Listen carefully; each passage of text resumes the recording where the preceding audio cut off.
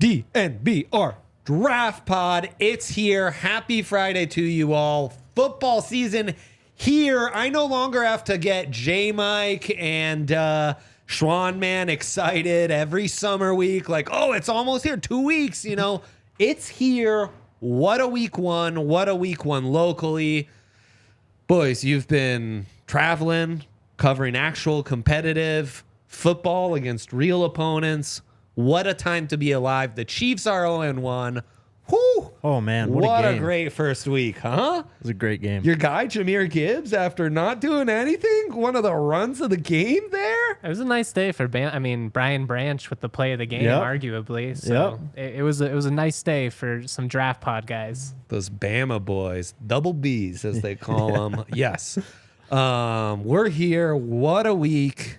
Where to start? Well, you always start with quarterbacks. That's what you do. I mean, especially on a draft podcast, like, kind of is our thing. Yeah, especially since Jake's a Russ hater, turns out. Russ hater? It's kind of come to the surface, hasn't it, Jake? I mean, we'll find out for sure on Sunday, but right. I'm very interested in this quarterback class. I'll say that.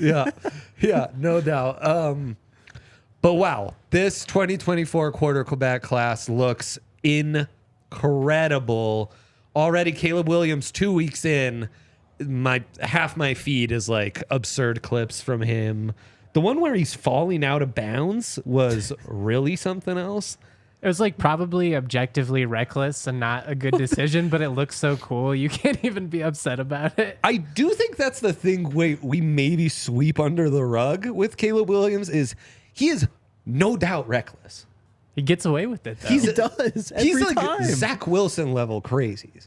But he's making more impressive throws and making more big Yes. plays. He's Yes. unbelievable. Yes, no doubt. You can also trust him around your mom, which is a sneaky big part of the scouting report.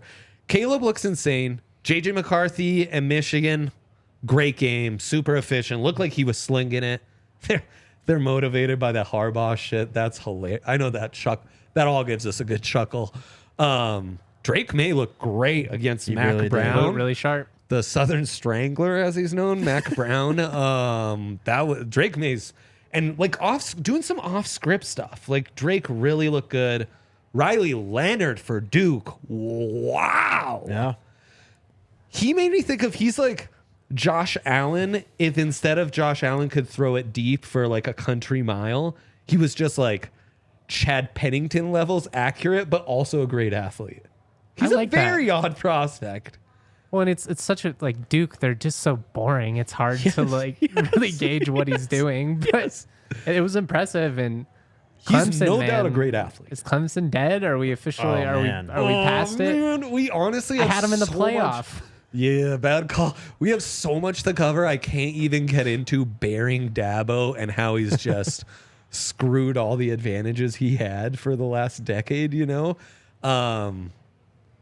But then there's Shedeur Sanders in all this. And Shedeur, in some ways, looked like the most prototypical NFL quarterback of them all in week one. Breaking school records and just showing a poise. I mean, 2 plays in, he steps up to the line and calls like an audible, and I was like, whoa, this is different, you know? And I mean, being in this region, watching football locally and watching the offenses struggle over the last half decade, that kind of stuff really stands out to you. And it's like, whoa. And just like looks so accurate on the deep ball, so poised. Yeah, man, it's kind of like, where's Shedeur Sanders fall into all this? I mean, there's no limit to his ceiling, honestly, I think. This is who he was at Jackson State. People wanted to dog on him because he was going against SWAT competition and, you know, they're winning games 55-10 all the time and doing all this. comes to Colorado, does the exact same thing he was doing at Jackson, just dicing up defenses. His like worst throw of the day is like the first deep shot to Travis that bounces off the cornerback's helmet. Like he just didn't miss. He was unbelievable, quick in his reads, accurate downfield. The bomb to Xavier Weaver down like the bottom sideline on the TV copy, just right in the breadbasket, perfectly in stride. He's phenomenal. There's that third to Travis, third down, third and longish to Travis Hunter that he just drops in the bucket, which was like, just to throw that is like, wow. Well, and he looked the safety off the whole way. I mean, he was in total command of the offense. Like Jake said, he didn't really miss a throw outside of that one. And even then, it wasn't, I mean, it was pretty much there for the play to be made. So it was very impressive to see that offense execute the way that he did, the way that he was able to, not just get the ball to Travis Hunter, who's obviously going to be the name that everybody talks about, but I mean, he was spreading it around. You have four receivers with 100, or four pass catchers with 100+ receiving yards. Dylan Edwards comes out in his first career game and is just dynamite. I mean, he's got game-breaking speed. It was fun to watch. I mean, they definitely felt right at home for a Big 12 school. It was a classic Big 12 thriller. Nobody really was interested in playing defense, but while I think you can, poke holes in both defenses, especially in terms of like stopping the run, I think it was just a lot of offensive execution and making plays, and it was a great way to start the college football season. I mean, you can't ask for much better than that 10 a.m. game. Yeah, it was incredible. I'm trying to think of like even the guy who was more pro style like Shedeur feels in the last several classes. Rosen maybe? Baker kinda, not really though. He's lacking the size. I don't know, man. I mean, Tanner McKee was kind of more pro style, but right, you could go that route. There are some second Davis Mills, right? Yeah, but out of like the top, the guys that were projected to be in the top 20. Could you say he compares somewhat to Mac Jones? Man, he's still like super athletic though. He just didn't show it on Saturday. Like he didn't have to run off and take off downfield. Like, and he can do that. He's gonna do that this year. He's definitely pro style in how he runs the offense and reads defenses and throws the football, the accuracy, but just how comfortable he is operating from the pocket. Well, and the O-line did a great job of giving him a clean pocket. He didn't have to operate from outside the script. Like Cam Ward against CSU, he did all kinds of stuff where he's rolling out and throwing off balance, and kudos to him. 2 years in a row, he's picked CSU apart and made some really impressive throws. He's with another pressure guy in this face. class, man. Yeah, I mean, people were saying Rattler looked good over the weekend. I mean, you didn't even mention Jordan Travis, Michael Penix. Right. Oh, holy cow, Michael Penix. Left-handed. He looks like Cardale Jones to me. Yeah. Cardale. Yes. I was like, thank you. Cardale. Took me a second. Yeah. He 12 gauge, old 12 gauge. It's fun to watch him sling that deep ball with those receivers, man. Yeah, he looked like really good. You're right. Jordan Travis is kind of in this conversation too. And that's a guy we brought up that we need to see more consistency from. We need to see him step up. Yes, he played really well down the stretch, but can he do it? Good Lord, get this fly. Yeah, that's fly. With a big stage against a team like LSU. And granted, I have some criticisms, and we'll get into it when we talk about the Harold Perkins stuff. I just of what LSU was doing defensively. I don't understand it at all. But Jordan Travis, like when the game was on the line, he just took over. No, he looked good. He did look good. He outplayed Jaden Daniels by a lot. No one's brought up Bo Nix, huh? Come on, man. Come on. 81 points on Portland State doesn't do it for you. Exactly. No, it's a loaded class, man. I want you guys to give me your top fours right now, week one. And also, I think the top fours lead to the question of, is Shedeur so high on your list to where it might make sense for him to declare next year? Or is this class so loaded it might be smarter to wait a year and try to be the top dog that year? And how many quarterbacks in this loaded class are thinking like that? Could Riley Leonard, could J.J. McCarthy, Caleb Williams, I feel like he's out. I don't know. There's those reports this week that say, like, essentially it seems like he's saying if the Arizona Cardinals draft me, I may consider going back to college. Could he pull an Eli Manning, right, and do that? Now that the financials of NIL are so different, that's kind of possible now. Oh, it's absolutely. I mean, there are probably 20 to 30 prospects a year that would go in the first, second round now, or at least be in that range, in the conversation where, you can get the money where it's comparable, especially with, rookie scale contracts. It's like, why am I going to go out if I'm going to make comparable or more money just by coming back? Right. I mean, Shedeur alone from that game, On3 has that NIL valuation tool, getting like $2.5 million in that just from week 1 alone. And I think Shedeur comes back, honestly. But this whole NIL thing with the draft, I don't think anyone wants to play for Arizona. I mean, they've been a dumpster fire. I know he was bad, but they threw Josh Rosen away after 1 year. Kyler's being treated like trash right now after he had a terrible coach. I don't think any of us were Kingsbury fans, and they didn't have an offensive line to protect him. He was getting his ass beat every single week. So what was that quote in the Wickersham piece on Sean Payton with talking about Bill Parcells? Is like, where the landmines are. Yeah. Arizona's a landmine. Yeah, exactly. I mean, look, it happened with Elway. It happened with Eli. It wouldn't be completely inconceivable to see that. And they were both right in doing so. Uh-huh. Wow. Could it all just be pushed to 2025? Know your value, man. Top 4 quarterbacks in this class right now. Right now, I mean, Caleb's still number 1 to me. Yeah. He's just phenomenal. Yep. I'd have to put Shedeur number 2, though. And, before the season started, Caleb was number 1 by an ocean. Like, he was so far separated, but I really think Shedeur has the ability to close that gap and make it not seem as big as it would have been before this last year. I'd probably go Penix number 3. Wow. And then Drake Maye. Drake Maye. Yeah. For the conference, huh? Yeah, loyal to the Pac-12 brand through and through. I got to be in the last year. It's what we do. It's what we do in this podcast. Everyone has their conference loyalties, and we stick to our brands. No, it's true. Yeah. I mean, he certainly put himself in that conversation. I think that's undeniable in terms of how he played last week. Some of those balls he threw. I mean, I'm open to the conversation. I'll say that. But to me, I still have Williams 1, Drake Maye 2. I would go Penix 3.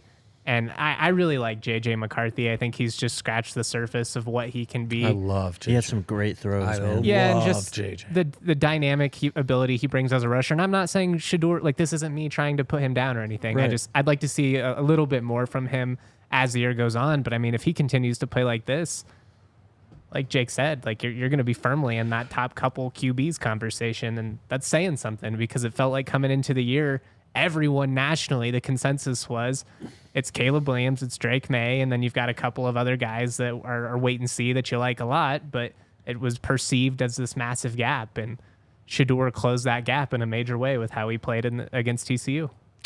Yeah. I feel there's just so much more tape.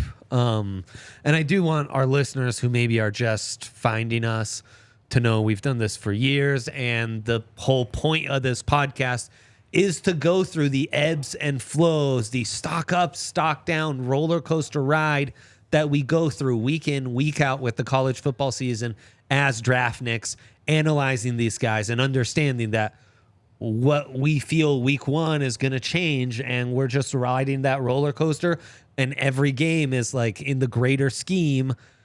We're going to analyze these guys and break down like 5 games. And, like you'll watch some good games, you watch some bad games, and this is just one of those games that falls into a much greater inventory that we are trying to use to truly assess things. I think that's what you're getting at with the one game. You want to see more. And I mean, it was awesome. He was in terms of just like pure passing, I don't think any quarterback had a better weekend than Shedeur Sanders. For sure. And I can also appreciate that we've gone in and watched a little more Jackson State tape to get ready for Shedeur in this buff season and what have you. For me, it is Caleb, Drake Maye. Like, I just feel a little safer about those guys up top. You guys know how much I love J.J. McCarthy. And I like Penix, I love. And I can't tell you how impressed I was with Riley Leonard. Rewatching that, man, that was impressive.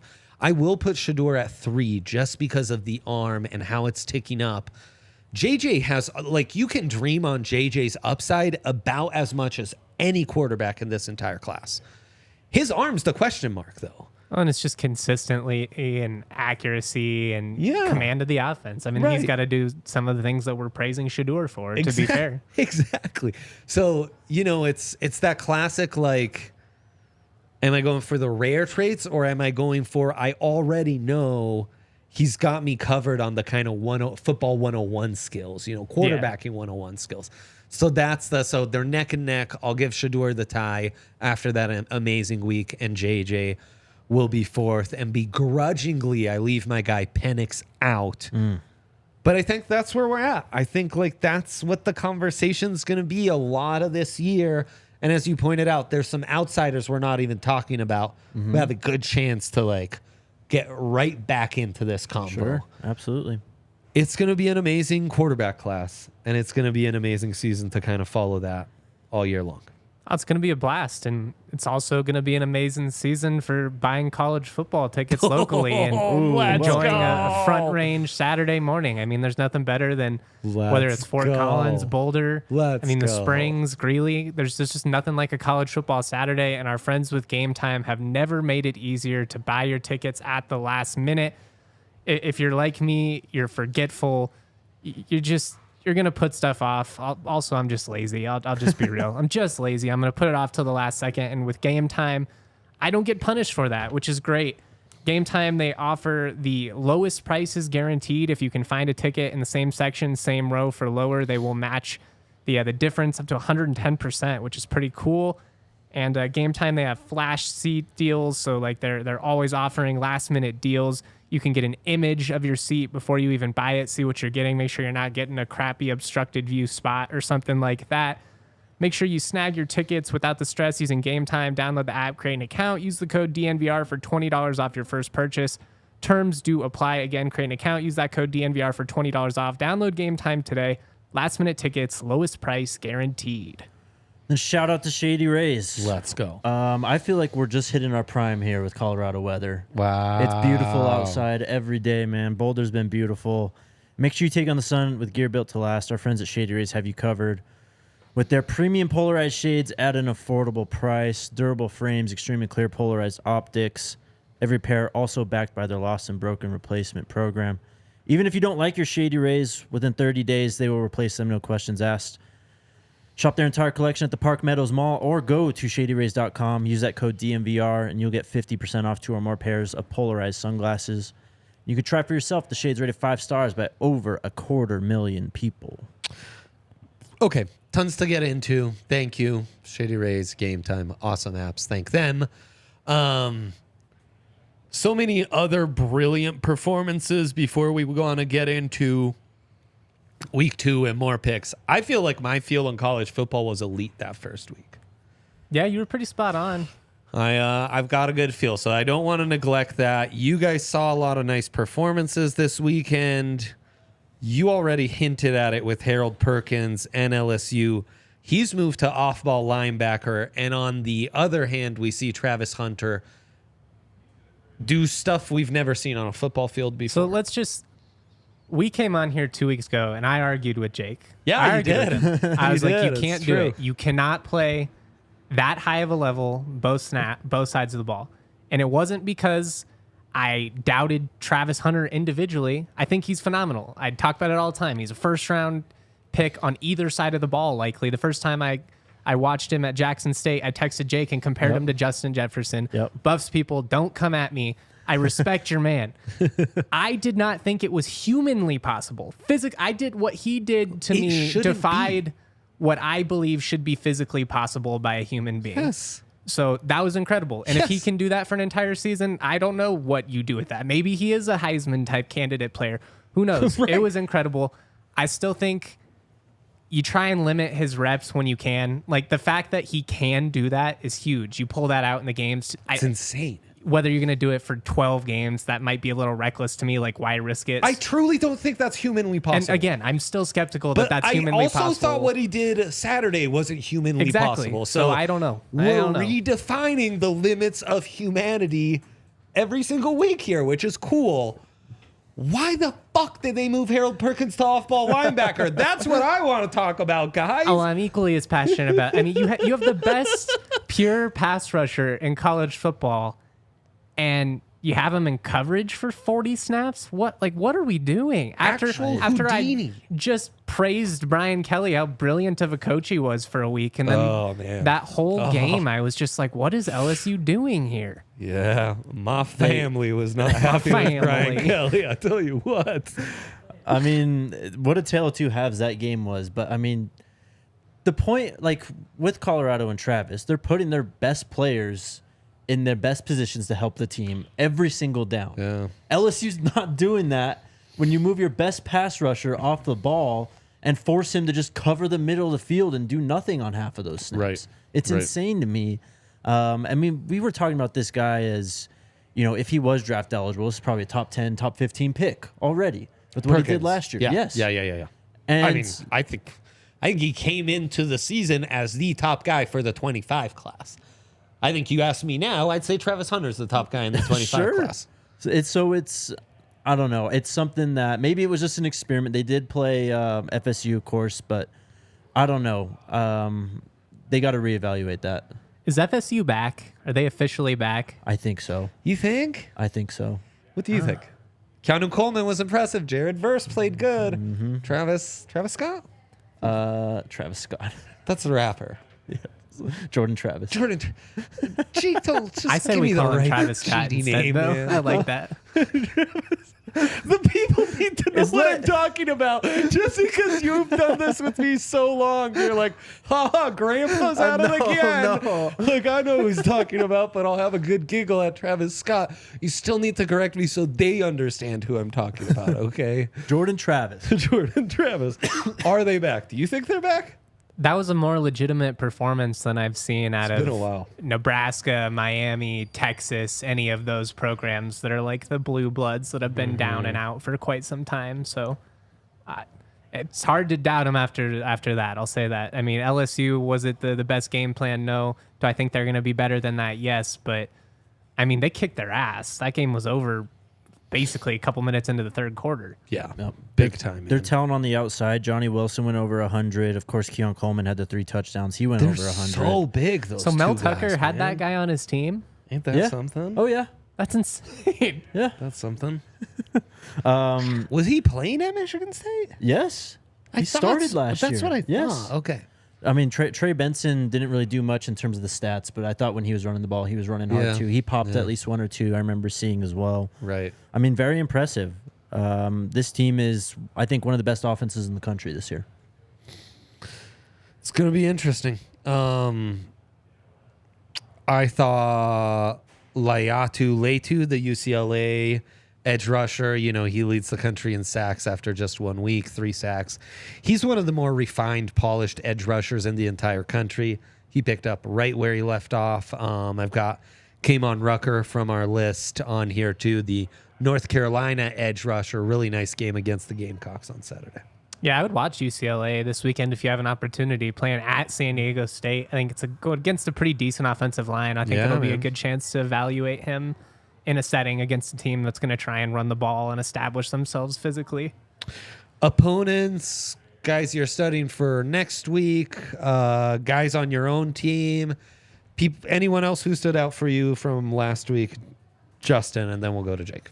Yeah, I mean, if you want to talk about the Washington State CSU game, Victor, their wide receiver, had an awesome game. Cam Ward looked really polished as a passer. Not the type of impactful game from the CSU defensive line that I expected, but Mo Kamara did have a sack where he just smoked the tackle off the edge, forced a fumble. You see that potential he has coming off the edge at the next level. Torrey Horton, they didn't really get him the ball until the fourth quarter, unfortunately, but once Braden Fowler-Nicolosi came in, they were able to get him the ball a little bit. 9 catches, 13 targets. He's a really solid receiver. And Dallin Holker, though, BYU transfer tight end, had a highlight catch in the end zone. Game was well out of hand, but you see his ability and his versatility as a pass catcher. He's a guy that I think will really kind of rise up draft boards as this season goes on. Love that one. Jake? For the Buffs, just the wide receivers, Xavier Weaver, he's a guy who's going to be going to the draft this next year. He had a great game. Was acting as a deep threat, catching passes over the middle. He was doing a lot for them.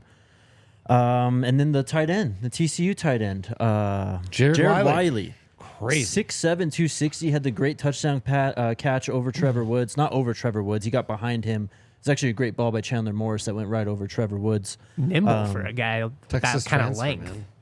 6'7" is insane at tight end. He moved really. Like, you shouldn't be that fluid when you're that lanky. They almost weren't using him as a tight end. They were just like, just go out there. It's kind of like Cole Turner at Nevada is what it reminded me of. Yep. He looked really impressive. A Texas transfer. Might be a little older. Probably. But yeah, he was like, whoa. First guy off the bus type of dude. Yeah. I thought Corum looked great for Michigan. Probably not as quick as he was last year yet. No, he looked really, like, for being back week 1, I was like, oh. Yeah. No. He's, like, the way he was shifting around. Oh, yeah. Like, he's back. From a Broncos perspective, that made me feel a little bit better about Javonte. Yeah. Everybody, all the reports are, he looks fine. Obviously looked good in the preseason, but it's just so quick to come. These guys just come back faster and faster from these knee injuries, and I don't get it. It's insane. Yeah, it's kind of wild. Okay, it's week 2 time. We will do that lickety split, but it is a special time of year. Broncos are back, baby. Let's go. And so is Broncos country at the DNVR bar. Watch parties, football. It's happening Thursdays. It's happening Saturdays. It's happening Sundays. It's happening Mondays. Football month in America will be back soon enough, and then it's happening every day of the week, always. Now is a great time. Come to the DNVR bar. Enjoy a Broncos country for just $6, right? Yep. It's a great deal. It's one of our favorites. Enjoy it out of tailgate. Enjoy it all around. Breck, they're the true homies, and they're always looking out for us. So enjoy while you can. Shout out Breck, man. And also check out that the Breck Beer Locator. Get a Breck brew near you. They got a beer for any occasion. And we can do week 2. Do we want to get our Rookie of the Year predictions out, or do you want to end with that? Yeah, let's get the Rookie of the Year predictions out. No, we're technically 1 game into the NFL season already. One game, who cares? I mean, yeah, it is what it is. I'm just going to put you on the spot. Jake, NFL Offensive Rookie of the Year prediction, go. Anthony Richardson. I like it. I mean, these mobile quarterbacks. I like that it's bold. That's what they're the people that win, these Rookie of the Year awards because they can run the ball and they're going to wow people with that. He's going to do that. He's got a big arm. He's going to have some big touchdown passes. Well, he's probably going to have to be 2013 Cam Newton if they're going to be any type of functioning offense without Jonathan Taylor. Right, yeah. So that's going to be a tough one. I mean, he doesn't really have the best wide receivers around him at this point. I don't think either. But I love his talent. Has Irsay, now that Snyder's out of the mix, is Irsay the worst owner in the league? Probably. I mean, not to Has just to be up there. Shit on the Cardinals all the I was going all to say day, Arizona is man, probably in that mix too. They really have just dropped off a cliff. Who you For got on the me, defense? it's- Oh, go ahead. Oh, I was going to say it's just Jackson Smith and Jigba, but the injuries worry you. The injuries worry you. He's supposed to play, isn't he? I think so, Yeah. but not being at 100% is always a concern. Yep. I would have been with Dre outside of injuries. I'm going to go Bijan Robinson in Atlanta just That's a because great I one, think too. they want to run the football. Arthur Smith, it's just in their identity. And frankly, with them not having that quarterback, firmly established as of yet, I know they're hoping it maybe is Ritter, but I just think he's a safe pick. All right. Defensive rookie? I am going to go Will Anderson, but after watching Brian Branch last night, I'll throw some love his way. That's kind of a good one. Kind of feel like Christian Gonzalez might be a sneaky one at the Patriots as well. He looked really good in the preseason. You know who looked good last night was Jack Campbell. Yeah, he did. He did. And he's going to rack up the tackles. Maybe he's just an easy one. Hey, he Right very now, easily could have 130 tackle season. That's right. Oh, yeah. That's exactly right. But yeah, I'll probably say Will Anderson, too. Okay. Let's do it, boys. Week 2, this is what it's all about. Yeah. Here Fun we slate. go. Texas, Alabama. Roll Tide. They covering that spread? I think so. I think Okay, let me get you this see real pissed off Bama, and it was only Middle Tennessee, but the offensive execution from Milroe had me pleasantly surprised. Yeah, kind of underwhelmed with Texas, honestly, and what Quinn Ewers did last week. And I know it was just Rice, but who knows? I mean, if Quinn Ewers stays in the game last year, they probably beat Alabama. They should have beat him. They really should have. But, I mean, I think you talked about this at one point, Dre. Bama's kind of going back to what they were doing, before they had Bryce Young and Mac Jones, just like these running quarterbacks that they have and just really leaning into the power of their offensive line and their run game. I think that's going to be the winning ticket. I think they cover as well.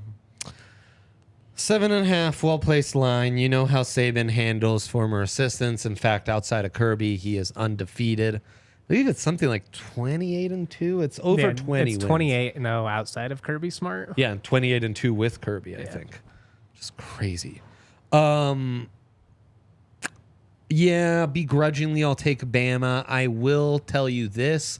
The bet in this game is under 22.5 for Texas. It's the old Python analogy. Boa constrictor, slowly but surely tightening on them. The run game pounds them down to where you get to the fourth quarter, you can't stop the run anymore. You shorten the clock, and the defense just slowly but surely starts to feast.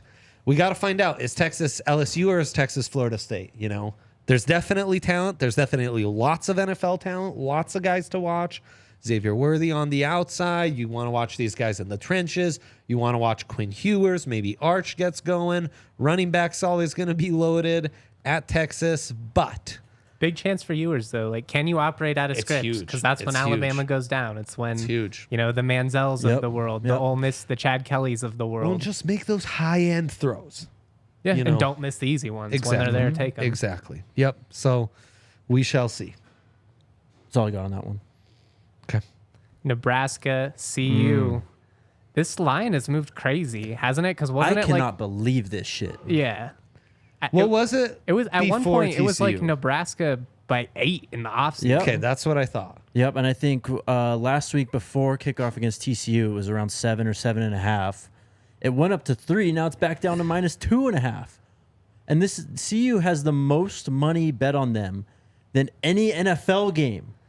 I think combined more than 30 NFL games. So this is a classic, like, where are you at principally? There's going to be a lot of, fade the public crowd. And then there's obviously going to be the people that are going to say that the book has not adjusted appropriately enough yet. They haven't. The books also adjusted Colorado's win from 3.5 preseason to now 5. Yes. Because, again, you never expected TCU to be one of those wins. And now you've gone from big home dog to favorite at home.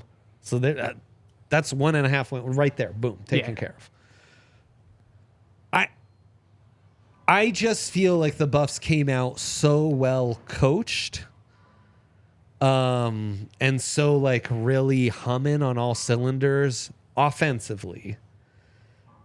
And Nebraska looks so inept offensively against Minnesota that I do think the book hasn't adjusted enough. I do think CU's kind of a unique case for the book to adjust to. The spread does concern me a little. I think there's enough value on that Buffs money line at -145. I've seen it boosted some places to just take the money line and forget it. That's what I would say. I'd just take the money line. I do think CU covers this. I think they have way more talent than Nebraska does. I will say the path towards Nebraska mucking this game up would be they get the run game going. Obviously, CU, in the trenches, they weren't killing it against TCU. I think it was like 7 yards a carry or something like that. If Nebraska is able to do that, limit CU's offensive possessions, you get a turnover or two. Like, that's how you could get it, really muck it up. But at the end of the day, I'm just going to say, what have I seen from these two teams? And the top end talent that I saw from CU is just night and day from what I saw from Nebraska. So the CSU guys taking CU. But I'm with Dre. I think the money line is a smart play just because rivalry games can be stupid. And you worry about how high the Buffs might be and how low Nebraska might be and how it's college, man. They're Save college the letdown kids, for next week, guys. Go ahead. Go out. 60, 70 points. Do your thing. They have such an advantage at quarterback. Shedeur, I thought they had an advantage last week, and that's why I thought the Buffs had a chance to not only cover but potentially win. They obviously end up winning. They did. That did happen, Jake. It's larger than the Caleb Williams gap to number 2 from last year or from the offseason, honestly. Jeff Sims cannot throw the football. If this team gets behind it all and he's trying to throw on Travis Hunter, are you serious? It's over. I mean, I would think he'd target the other corners, but yeah, no. Omarion Cooper didn't allow a catch last week. Their ability to sustain any sort of offense against that, what looked like a very polished, dynamic offense for the Buffs is going to be a tremendous challenge. Yeah, but they're just going to run you're basically going to go like full Tebow. You would think. Well, okay, so with that, say Nebraska runs the ball, they run it well. Their first drive is like 8 and 9 minutes, and they score a touchdown. Yeah. Shedeur goes down the field in 5-6 plays equals the score. You got to do that shit again. Well, How many of those drives can you actually that's what I'm saying. get all the way down the field to score? I mean, it's why no one runs anymore. Yes. It's what was funny about so many non-college football people watching that Buffs game. And, I'm getting texts like, why doesn't TCU just run it every time? And it was like, well, you see, in college football, it's all about the big plays and being able to just take a -2 yard screen for a 60-yard touchdown. And, you get enough of those and you're just going to win. Yep. And that's why you don't just run the ball, because you're hoping to manufacture those big plays. And yeah, that's going to catch up to you eventually. Let me ask you this. How many CU players do you name before you get to Nebraska's best player in terms of best players on the field this weekend? A lot. It's going to be Travis, Shedeur. It's at least Zay. 4 or 5 deep. It's more than that. 4 or 5 deep. More than that. It's at least 4 or 5 deep. Who's the best player on Nebraska? I'm honestly not too familiar with their They got that roster, corner that's pretty decent. Good luck. Yeah. Good luck. Ole Miss at Tulane.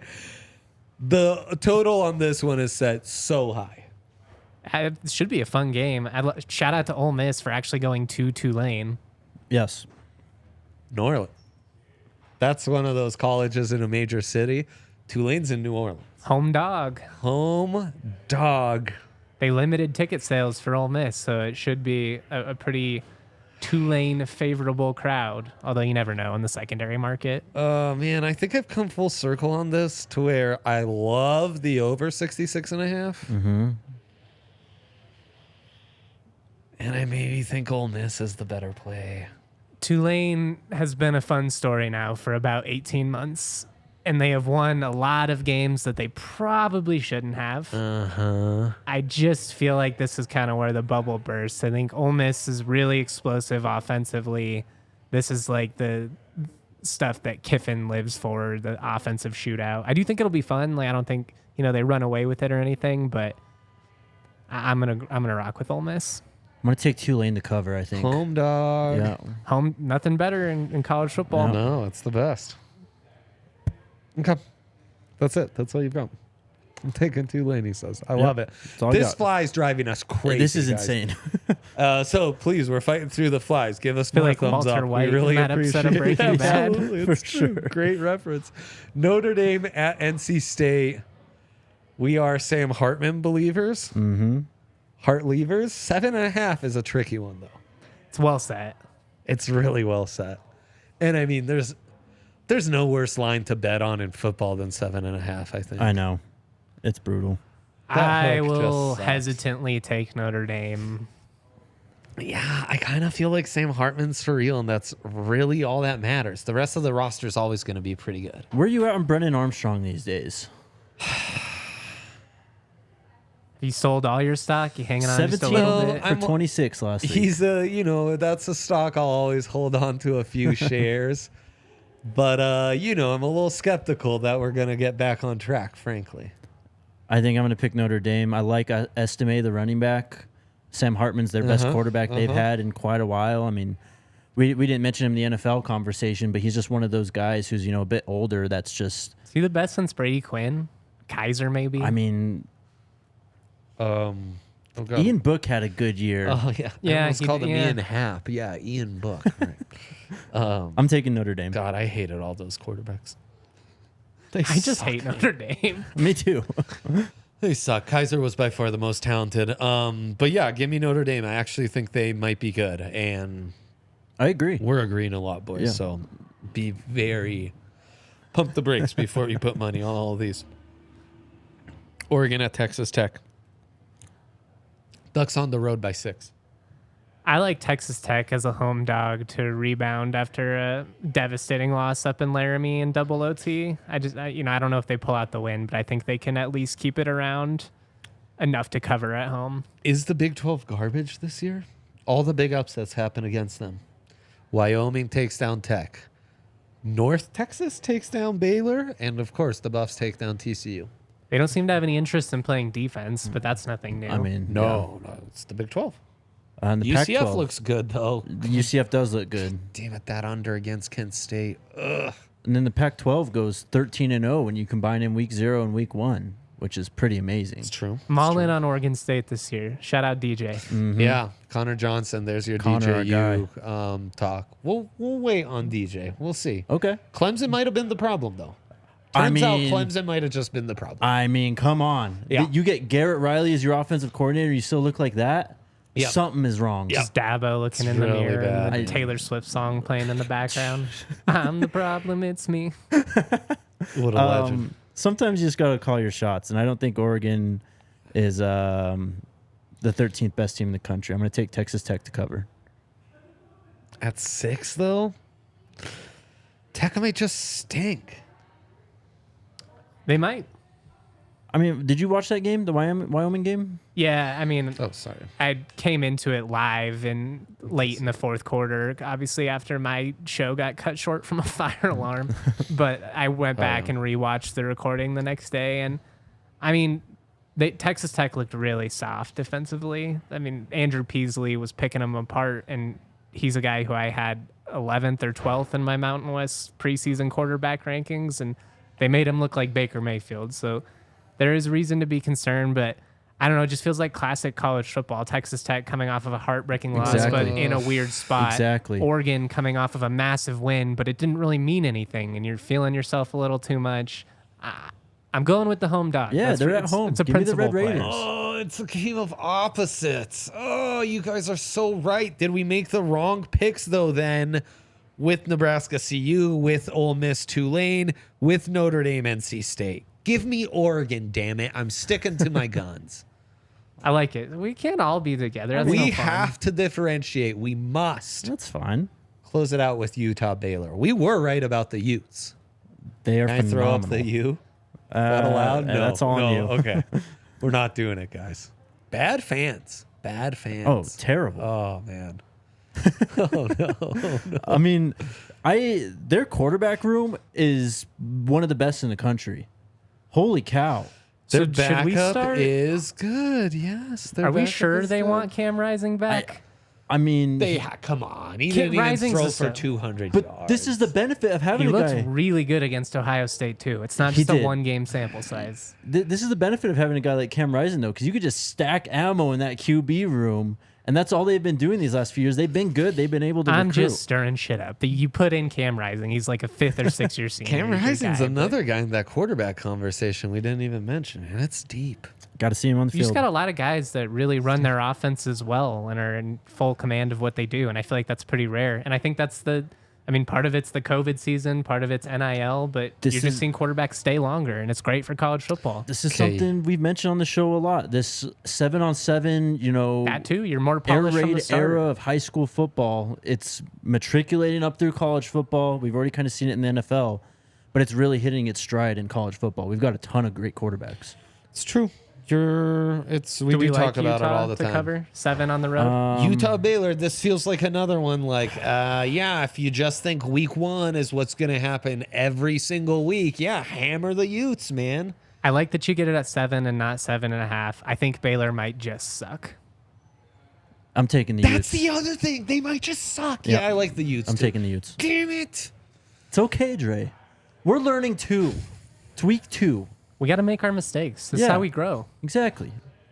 Fine. Give us the thumbs up. Always a blast. I've been loving doing these in person. Yes, sir. Thank you for all the love on YouTube. Thank you for producer Yaya for making us look good.